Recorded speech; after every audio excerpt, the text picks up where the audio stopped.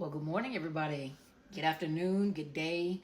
Whenever you receive this video, how are you guys doing? This is Dr. Carmen Bryant and Car Chronicles. Obviously, I'm out in the car. This is my last day in Tejas, and I'm recording the video so that you guys have some content while I am traveling. You guys ready? Let's do this. You wonder how the narcissist got the way that they got, right? Well, first of all, they have narcissistic personality disorder. However, you're wondering, how do they get so quick on their feet? How do they know the stuff that they know? Number one, is a personality disorder, and they're very dysfunctional, but we are the trainers. Yup, I said it.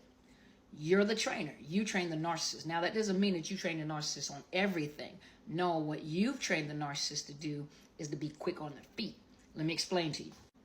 If you gotten away from a narcissist, or a narcissist gotten away from you, but you figured out how to get a divorce, how to win in court, how to make sure that you get your money, how you make sure you get your properties, even if it means splitting bank accounts, making sure that you were able to get the kids, all those things that you have done is a learning. It's not even learning. They put it into they know how to fool the next supply even better by what you have cut them off in doing.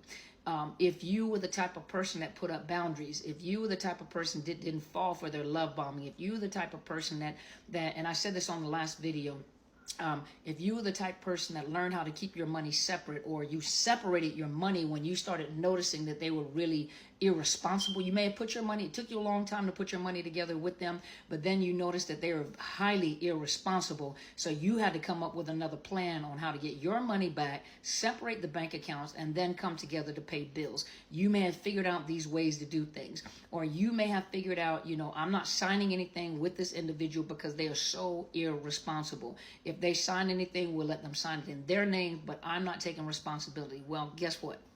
You're teaching the narcissist how to love bomb even harder for the next supply.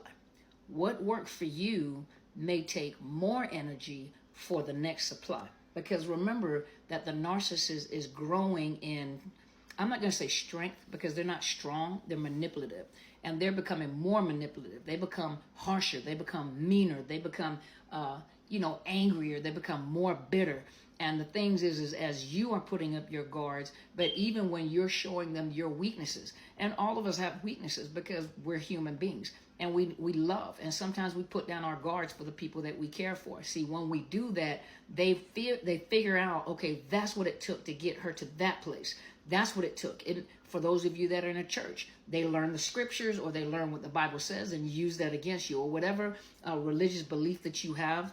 They use that benefits them. So the next one, they present themselves, or they use whatever their strengths are, or whatever it is that they believe in. That's why for a lot of people, when they get with a narcissist, it's not good for you to be that prideful. Well, prideful, period. Because an arrogant person, a narcissist, sucks that energy up. Because you have to look a certain way. You have to be a certain way. People have to see you a certain way. I don't want to be embarrassed. I have to present myself a certain way in the community. That narcissist will use that against you, especially when you and they ain't gonna do this to me. And then see, that's your weakness. That what you think is strong is actually a weakness to the narcissist, and the narcissist loves it because they're the ultimate prideful, arrogant, grandiose individual. You're not going to outdo them.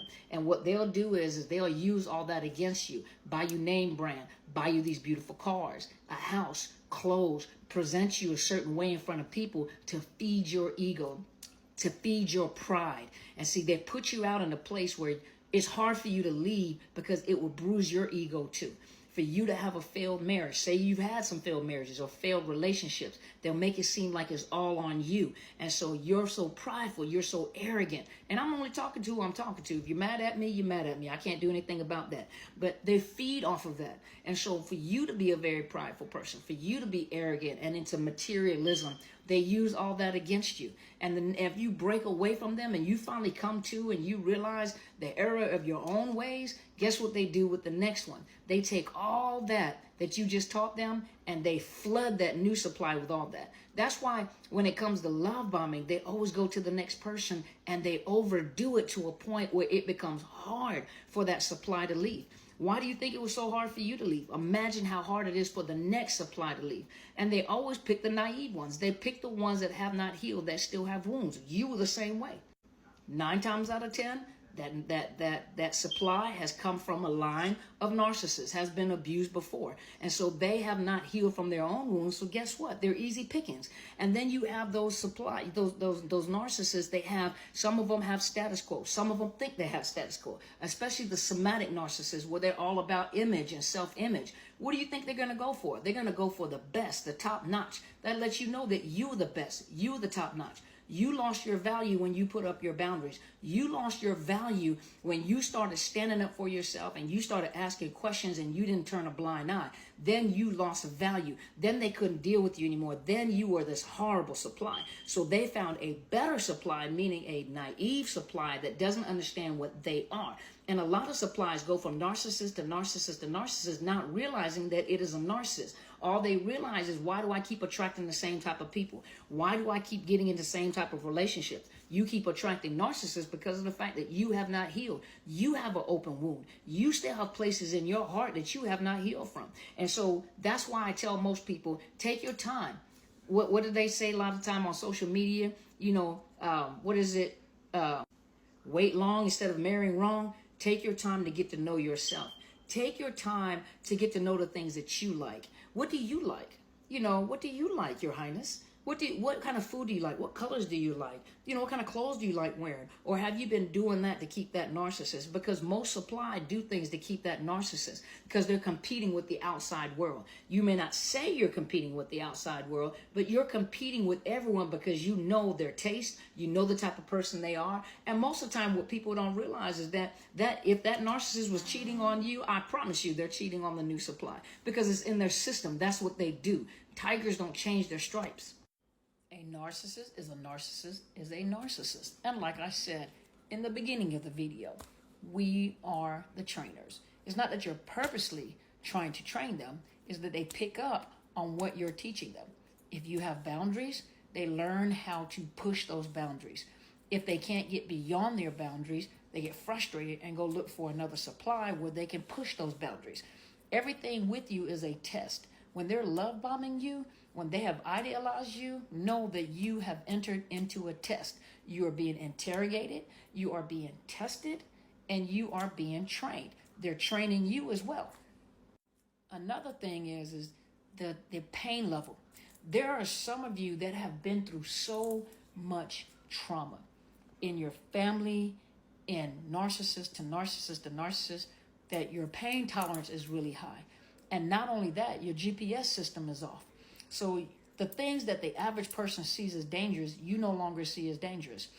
I worked with someone before and I've talked to them, and I think I said this in another video, where the person that is the narcissist in the situationship was a law enforcement officer and he had guns. And what he would do is clean the gun directly in front of her and not say anything. And she would talk. And he would clean the gun, and then he would clean the gun and lay it on the counter in the middle of the arguments. He would argue and everything, but he would pull the gun out and lay it on the counter. And I said, do you know that is a subtle threat? I said, do you understand? And I want you guys to know that all communication is not verbal. The majority and the highest percentage of your communication is nonverbal. Facial, your micro expressions, your body language. So most of communication is nonverbal communication, even in the things that they're doing and not saying that they're saying. Him laying that pistol on the counter was informing her, I'll kill you.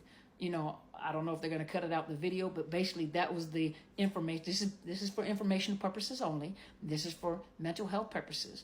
So my apologies, trigger warning. But that's basically the message that he was giving her. And for some people that have been traumatized and have been in these type of situations for so long, your alert system is down. Your alert system is off. And for the average person the third person can look in and let you know, and you'll blow it off like that's not true. That's why so many people women have been unalived, dealing with these creatures, these monsters. Now, and most people like that, they don't have it in them. They wouldn't do it. Never put anything past the narcissist. Like I said, you also train them, because once they get away from you and you've been through a lot of trauma with them, can you imagine what they're going to put onto that new supply? And some of you guys see it, that they're worse with that new supply than they are with you. They get worse with time. And as they age, they get worse. You train them.